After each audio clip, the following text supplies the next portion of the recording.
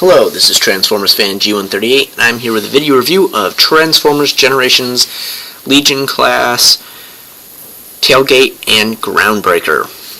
Tailgate, Groundbreaker. Anyway, so Groundbreaker. He's this little construction equipment thing. No wheels, nothing, just kind of sits there. Transformation, robot mode. Done. These move up and down for his arms. They're kind of ridiculous. Yeah, here's a little close-up. Paint applications are better on this one than Flanker with the other guy there. Swerve. And weapon mode, this comes out, and then it, forward and back. It's the most stupid weapon I have seen. This is a waste of plastic and a waste of my time to even look at. If you have something where this can actually be useful, like maybe an arm for some sort of makeshift combiner, okay, I could see that.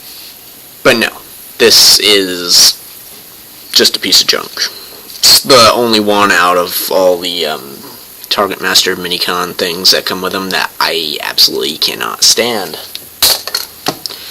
Anyway, that's going way over there. Well, not yet. This can peg in, like every one of the other ones, into the front of Tailgate. Again, stupid weapon, makes no sense. Why even bother? Then you have Tailgate. Again, you can see his face, like you can with Swerve. You have paint apps on the front. This is his more traditional mode. This is not the vehicle mode he has in More Than Meets the Eye comic book with IDW. This is more along the lines of his origins, which date back to he was originally a repaint of the original Cliffjumper figure. So he had a very similar car mode, and that's where we have this muscle car mode kind of thing.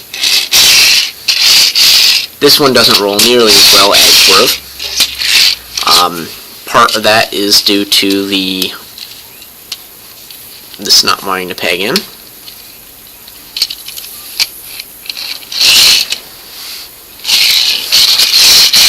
Now that's a little bit better.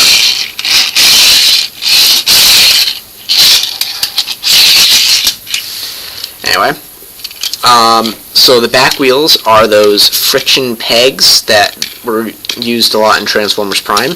The front wheel are their traditional pins. I like the pins better, they rotate better, but either one works. And transformation. So the transformation on this guy is a little weird. Everything's ball and socket joint, which is kind of a pain, and it's just lining them up to get in vehicle mode can be tedious. Not impossible, but a little tedious for this size figure at least. So first thing we're going to do is untab the feet from the inside of the doors, and then untab the back panels here from the car and the side of the doors. And then we're going to grab this back panel, this whole spoiler assembly, bend it back, push it forward. Then you're going to come up here, untab these, and pull these down. Then this whole assembly gets brought out like this, and these have to rotate around as this gets pushed up into place. These rotate, then you bring down the feet, and you rotate these side panels,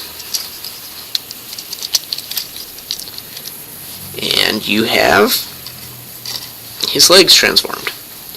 Next, we rotate the arm at this position because we can't spin it around any other way or direction. And you have Tailgate, and Robot Mode.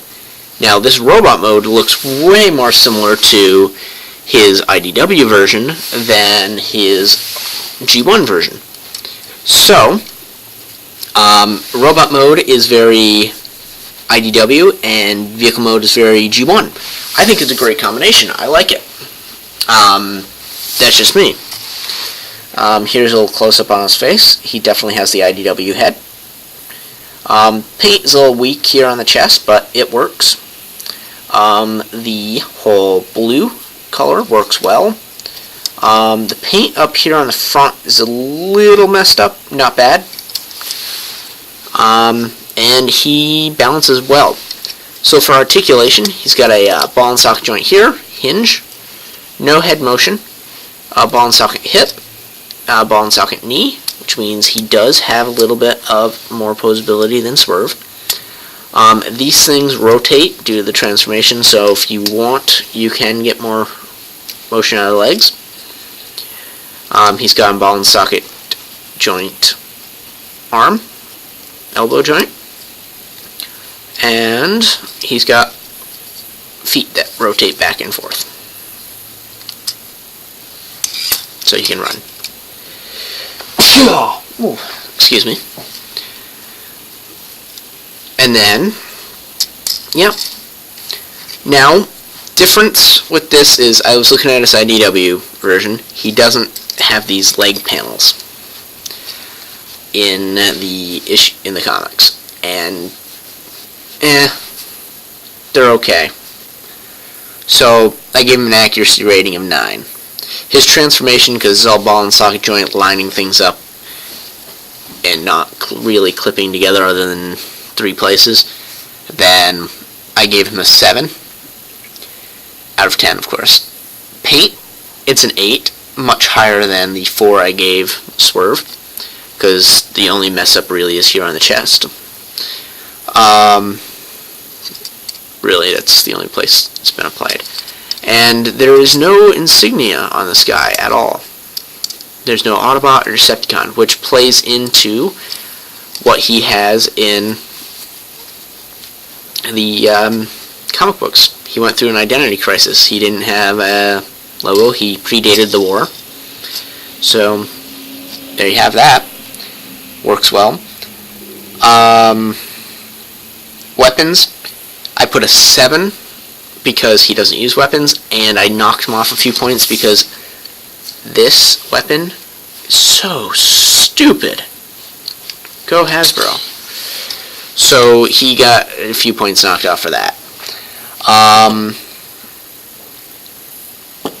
Posability, he gets a 9. Very posable. You can do anything you want with him. And he'll balance. Sturdiness, he gets a 10. This guy, I'm surprised for this very tiny feet. He's got great balance. Great, like, I expected this guy to be top heavy.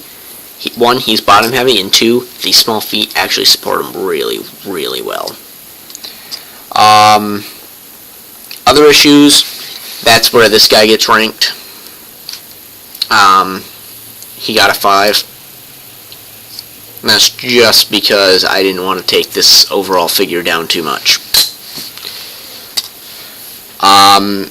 And then that averages out to 7.8. So, highly recommend this figure. These things seem to take them down a lot.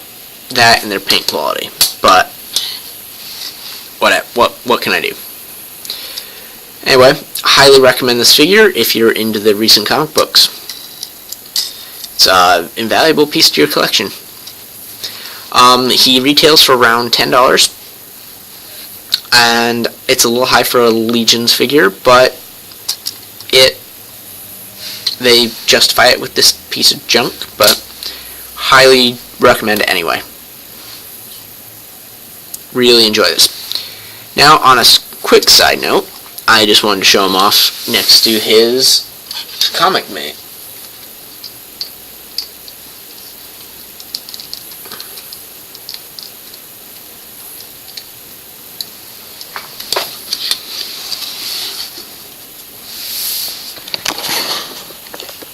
Here he is, next to Cyclonus.